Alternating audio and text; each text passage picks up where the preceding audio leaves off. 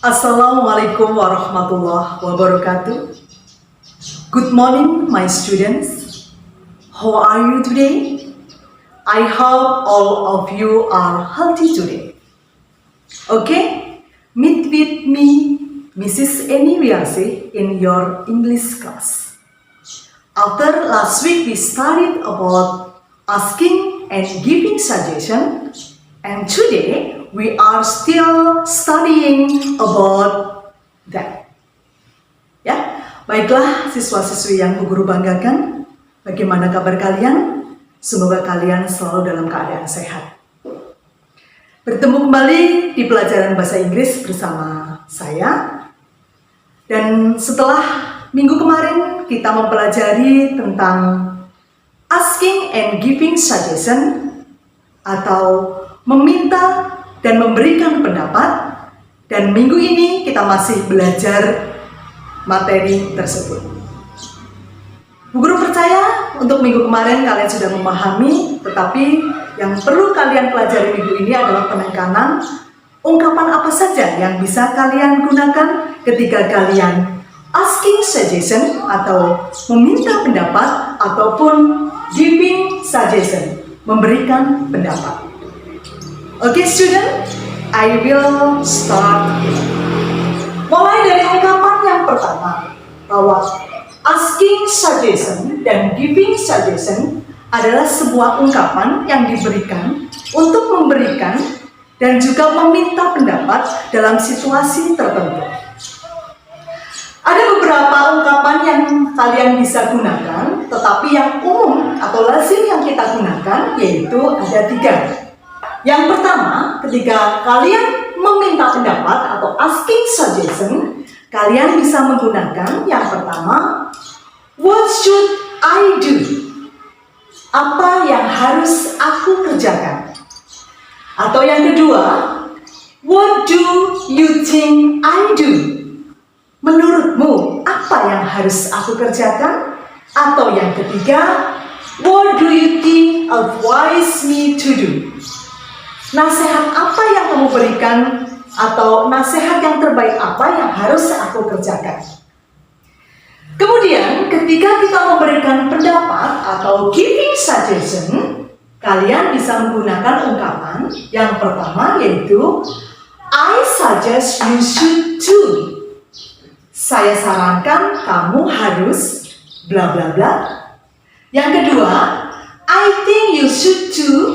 Menurutku kamu harus. Atau yang ketiga, I advise you should do. Nasihatku kamu harus bla bla bla. Ungkapan ini kalian gunakan disesuaikan dengan situasi apa yang ada dalam kondisi tersebut. Sebagai contoh, ketika ada sebuah situation bahwa teman kalian mengatakan I have the problem with my toothpaste. Mungkin teman kalian akan menanyakan pendapatnya atau asking suggestion. Maka dia bisa menggunakan what do you think I do? Maka kalian bisa memberikan pendapat I think you should to go to the dentist. Maka kalian bisa memberikan pendapat kamu seharusnya pergi ke dokter gigi. Itu yang Bu Guru maksud. Jadi kalian harus bisa memberikan atau menanyakan pendapat berdasarkan situasi yang ada. Contoh yang kedua, ketika teman kalian menanyakan pendapatnya ketika pada sebuah situasi yang berbunyi I feel very tired. What do you advise me to do? Bahwa saya merasa sangat lelah, maka menurutmu atau nasihatmu apa yang harus aku kerjakan? Maka kalian bisa memberikan sebuah pendapat, I advise you should to take a rest. Gitu. Jadi pada situasi seperti itu kalian bisa memberikan pendapat bahwa kamu seharusnya atau sebaiknya istirahat. Itu beberapa ungkapan yang kalian gunakan ketika asking suggestion and giving suggestion. Setelah kalian meminta pendapat dan memberikan pendapat, kadang pendapat itu bisa diterima ataupun ditolak. Maka Bu Guru juga akan memberikan beberapa ungkapan di sini.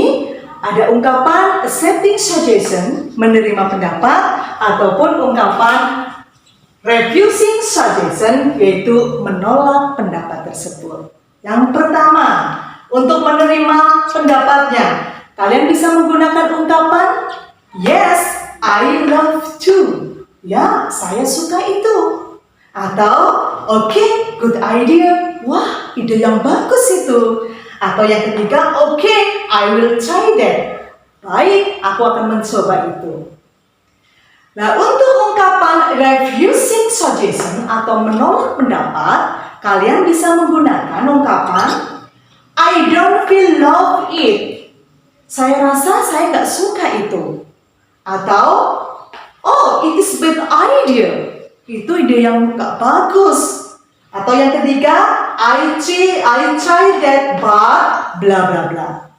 Jadi kalau kita hubungkan dengan situasi tadi, kemudian kalian meminta pendapat ataupun memberikan pendapat, maka kita akan menghubungkannya dengan apakah pendapat itu diterima ataupun ditolak. Kembali pada ungkapan yang pertama, pada situasi yang pertama tadi.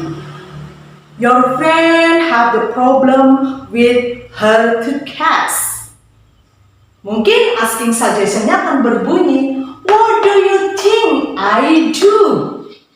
Kemudian kalian bisa memberikan pendapatnya, I think you should to go to the dentist.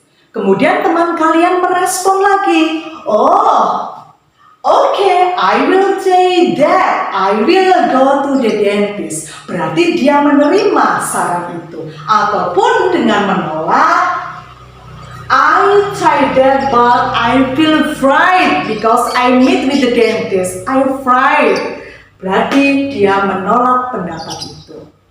Ya, bahwa yang Bu Guru tekankan dalam pembelajaran kali ini yaitu bagaimana kalian menggunakan ungkapan asking suggestion sama giving suggestion berdasarkan konteks situasi yang ada. Kemudian Bu Guru tambahkan bagaimana kalian menerima pendapat itu atau menolak pendapat itu. Untuk memperjelasnya nanti di Google Classroom kalian sudah ada tentang PowerPoint yang menjelaskan bagaimana materi itu. Silahkan materi itu kalian tulis lengkap di buku tulis kalian.